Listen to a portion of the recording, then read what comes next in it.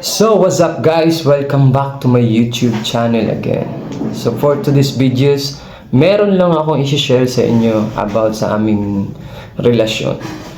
So this video na I hope na makaka-relate kayo sa lahat ng OFW na nakapagrelasyon ng iba't ibang lahi. So ito bilang proud Pinoy tayo. So meron akong i-share nga sa inyo dahil po ay bago pa lang kami at ngayon ay nakakatatlong buwan na kami sa aming relasyon. So ngayon, i-share ko sa inyo talaga kung anong meron kaming selebrasyon at meron kaming regalo sa isa't isa.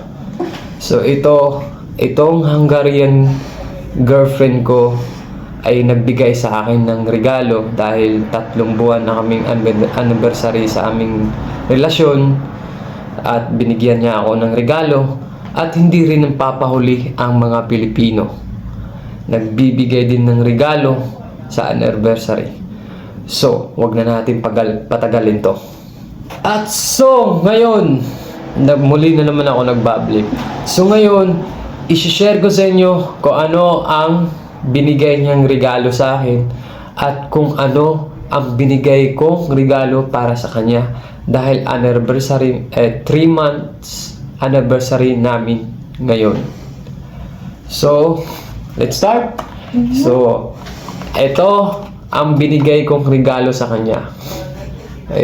This is the imported perfume.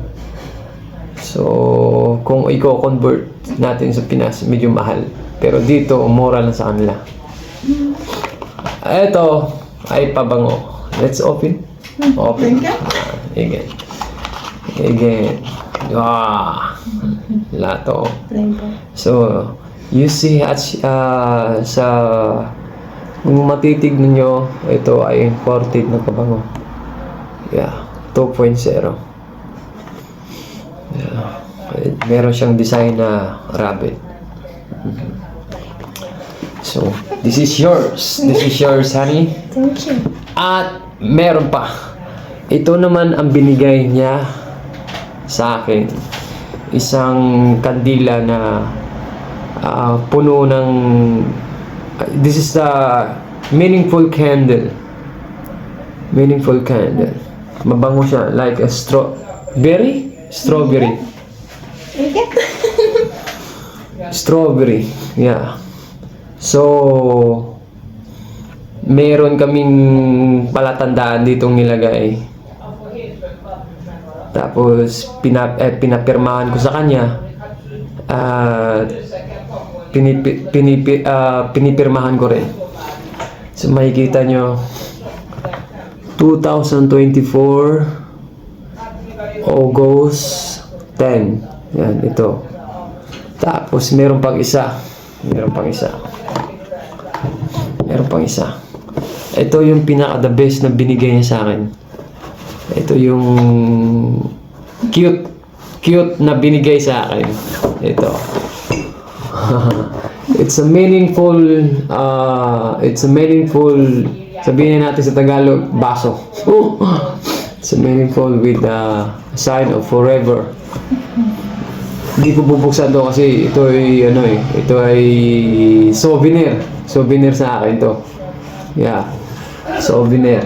So hindi rin papahuli ang mga Pinoy, talagang mapagmahal ang mga Pinoy. So ito ang binipirmahan din namin kasi para meron kayong souvenir, para tandaan na pagmamahal sa isa't isa. We start the giving gift to anniversary. So ito yung signature niya. This is my signature. Yeah. Tayo mga Pinoy, mapagmahal talaga tayo. Lalo sa mga iba't ibang lahi na hindi pa nakakaranas ng sobrang saya. Itong Hungarian girlfriend ko, dito lang sa akin nakaranas na, hindi sa pagmamayabang, dito lang nakaranas sa akin ng kung ano ang tunay na ibig sabihin ng tunay na pagmamahal. Yeah, she very happy to me. That's why she very in love to me. Hindi ko alam. Ang pangit-pangit ko naman. Pero sa kanila kasi, wala. Hindi sila nagbabase talaga sa mukha. Kundi sa pagmamahal na binigay mo sa kanila.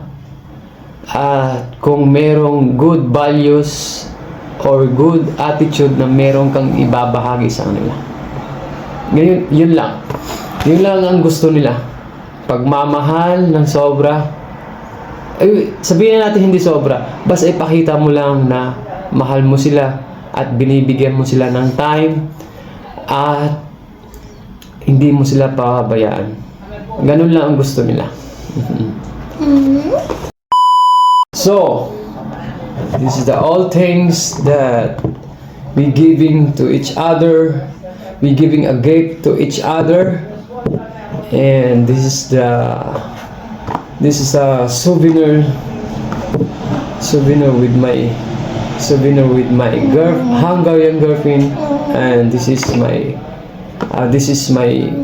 souvenir to my Hungarian girlfriend, and this is my souvenir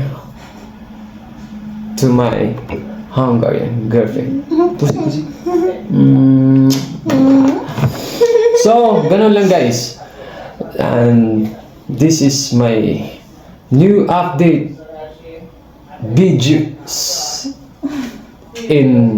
on here in Hungary. See you in my next video again. Babush.